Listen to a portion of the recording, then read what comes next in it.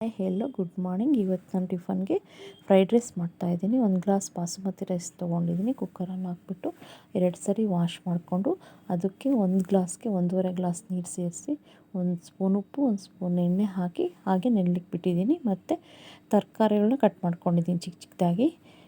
Cabbage, capsicum, beans, ಬಟಾಣಿ, ಹಸಿಮೆಣಸಿನ್ಕಾಯಿ, ಈರುಳ್ಳಿ ತೊಗೊಂಡಿದ್ದೀನಿ. Chilli sauce, soya sauce, vinegar ತೊಗೊಂಡಿದ್ದೀನಿ. ಹಾಗೆ ಸ್ವಲ್ಪ ಗೋಡಂಬಿ ದ್ರಾಕ್ಷಿ ತೊಗೊಂಡಿದ್ದೀನಿ.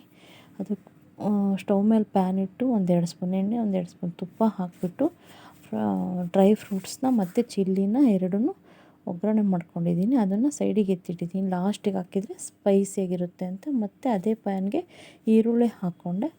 ನೆಕ್ಸ್ಟ್ ಅದನ್ನು ಫ್ರೈ ಮಾಡಿದ್ಮೇಲೆ ಬ್ರೌನ್ ಕಲರ್ ಬರೋ ತನಕ ಫ್ರೈ ಮಾಡಿದ್ಮೇಲೆ ಉಳಿದಿರೋ ತರಕಾರಿಗಳನ್ನ ಹಾಕ್ಕೊಂಡು ಫ್ರೈ ಮಾಡಬೇಕು. ಈಗ ಬಟಾಣಿ ಹಾಕ್ಕೊಂಡೆ.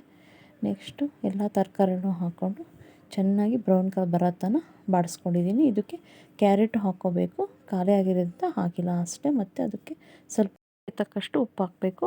ಅಕ್ಕಿ ನೆನೆಸೋದಕ್ಕೆ ಉಪ್ಪು ಹಾಕಿರೋದ್ರಿಂದ ಸ್ವಲ್ಪ ಉಪ್ಪು ಸೇರಿಸ್ಕೊಳ್ಬೇಕು.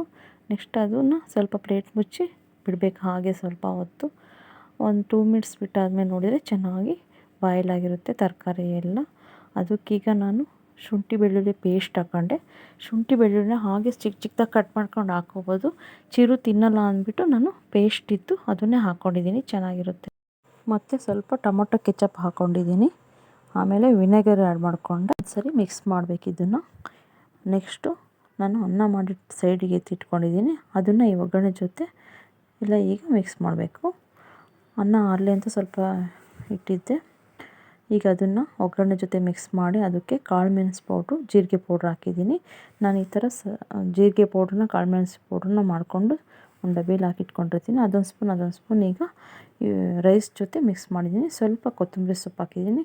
ಅದೇ ನಾನು ಎತ್ತಿಟ್ಕೊಂಡಿದ್ನಲ್ಲ ಫಸ್ಟು ಗೋಡಂಬಿ, ಡ್ರೈ ಫ್ರೂಟ್ಸು ಮತ್ತು ಗ್ರೀನ್ ಚಿಲ್ಲಿನ ಅದ್ರ ಜೊತೆ ಸ್ವಲ್ಪ ಸೋಯಾ ಸಾಸ್ ಹಾಕಿ ಮಿಕ್ಸ್ ಮಾಡಿದೆ. ಫ್ರೈಡ್ ರೈಸ್ ರೆಡಿ ಆಯಿತು. ಈಗ ಚಿರುಗೆ ಟಿಫನ್ಗೆ ಮತ್ತು ಲಂಚ್ ಬಾಕ್ಸ್ಗೆ ಫ್ರೈಡ್ ರೈಸು ರೆಡಿ ಆಯಿತು. Thank you.